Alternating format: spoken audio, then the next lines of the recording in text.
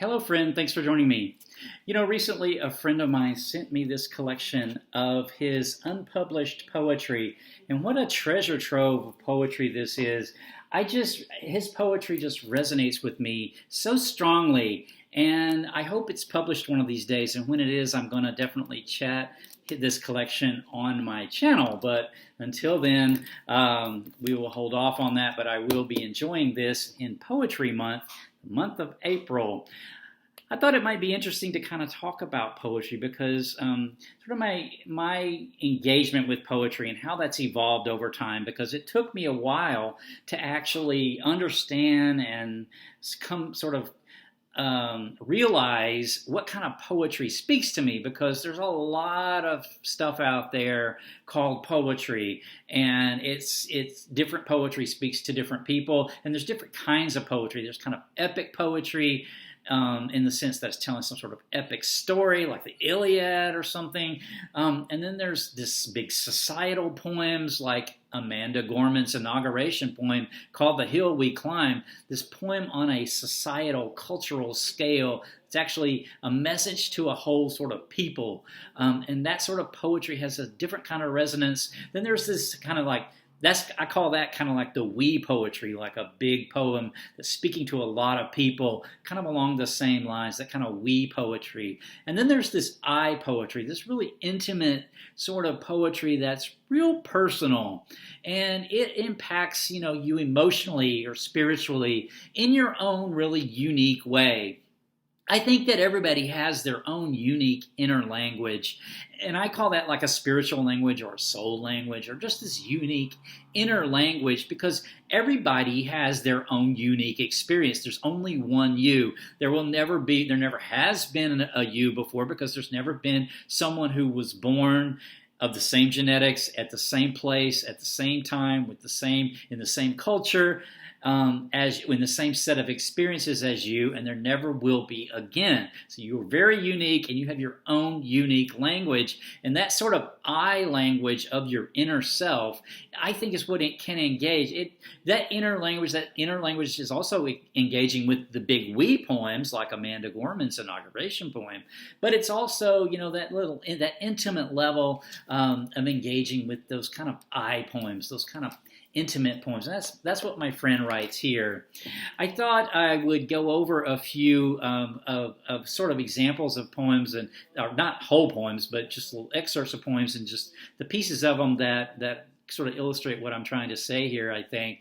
But this sort of inner language. So I think it took me a while, and I still struggle when I read poetry, to slow down, because you really, my instinct is to, as an avid reader, I read, fairly a lot, and I read fairly quickly, and so, but to read a poem, it requires me to slow down way more than I'm used to, way different than reading a work of fiction.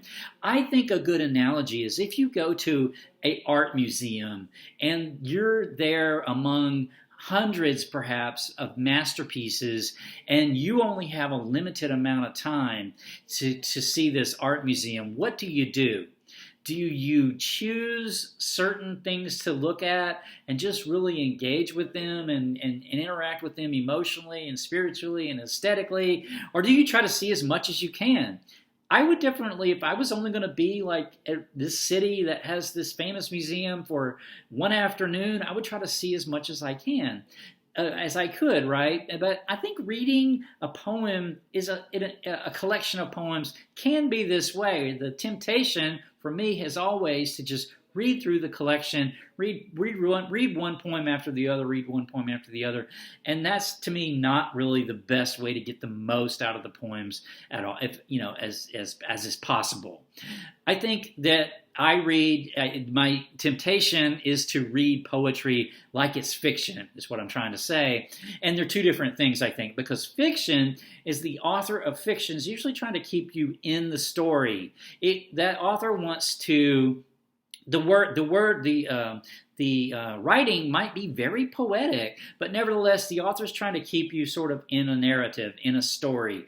Whereas a poem is trying to take you out of that narrative. It's trying to be more, because it's trying to talk to you. It's trying to speak to your inner language, or those are the kinds of poems I like anyway. Like I said, there's lots of different kind of poems. I engage best and I enjoy most those poems, that sort of intimate poems that really take me sort of out of myself into something different, or into a different emotional state with just a few words sometimes. And I'm going to illustrate that here in a bit. So the first one I'm going to talk about is this poet from the 19th century, very famous Emily Dickinson. This is some eye poetry to me, very intimate poems that really speak, to my own inner language. And there's an example here of what I'm talking about, or has taken me out of just what's literal into some other place. And the poem, this little piece of this poem is, the crickets sang and set the sun, and workmen finished one by one. There seemed the day upon. I just love that, because that sets a mood to me. I can feel the end of the day. I can feel the way the light looks, as the day is ending after a long day's work out. And the crickets sang and set the sun. I just, it's indescribable really how, to me, beautiful that is. And workmen finished one by one, there seemed the day upon. Workmen maybe joining wood or joining fabric or something like that. Your work, you're joining things, the work you're doing, you've put your work on that day, and now that day is over or is ending. And I just, those few little lines really just take me out of myself and into this end of a day with this certain light, with this certain feeling. Hearing crickets starting, it's just an amazing sort of feeling, and I love that. Okay, then I'm going to talk about this collection. This is a contemporary poet, Ariel Francisco's collection, A Sinking Ship is Still a Ship. Now, I read this last year and chatted it on my channel, so I will link to the chat down below. But the first thing about this collection that I wanted to talk about is how just this one sentence, a sinking ship is still a ship. This is what caught my attention about this collection, because a sinking ship is still a ship. You can take that to mean that very literally, right? Like a sinking ship is still a ship. But, you can also you can sort of put your own my inner language puts on this title. A person might be a wreck of a person, but they're still a person, right? They still have a humanity. So a sinking ship is still a ship. I just love that. And then there's several poems in here that really resonated with me. Like I said, I'll link down to the chat below where I talk about a few more of them, but I just want to call out this one because it's just another one of these cases where just the title alone of this particular poem takes me to a different place. And the title is, I want to be as free as the hubcap that just fell off my tire on the 826 and traversed 4 lanes of traffic unscathed. Is that too much to ask? Now, in my rear view, it comes to a stop in the gentle grass of the median, like the dream fields once said to see on the cusp of a peaceful death.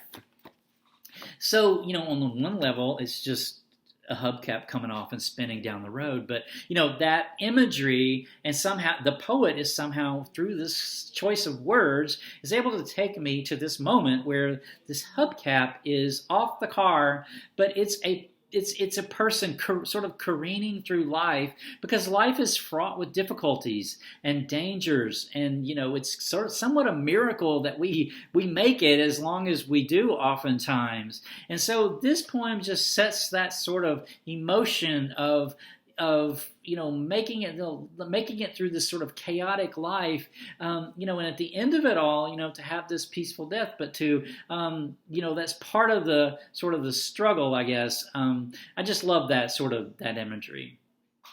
Finally, I want to just touch on one more poem because I think it's really relevant to today, even though this poem is called Maritime Ode, and it's by Fernando Pessoa. a Portuguese poet of the early 20th century.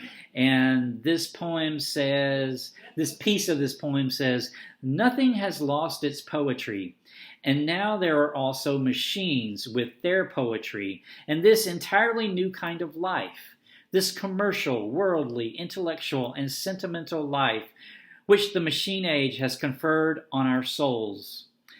Voyages are as lovely as they ever were, and a ship will always be lovely just because it is a ship. Travel is still travel, and the far away is where it has always been." I just love that, because he's writing in the early 20th century, and he's saying the machine age seems to be inhuman in a way, but it's not. It's full of poetry, just like life has always been. And I think this is so relevant to us today in the digital age now, where it's so noisy with social media and all the digital sort of instant information and entertainment and conflicting data that we get on a kind of a daily basis, to be reminded that poetry is where it has always been. It's all around us, and it's just there for all we have to do is just look for it and access it, and it's right there with us, ready to talk, ready to speak to our inner selves, using our own unique inner language. And on that note, I think I'll end this discussion of poetry for Poetry Month this year. And I guess, until next time, go find some poetry that you love. If you're not a poetry reader and it's because you think you don't like it, just keep looking for those poets that speak your language. You'll find them. Okay, take care. Bye.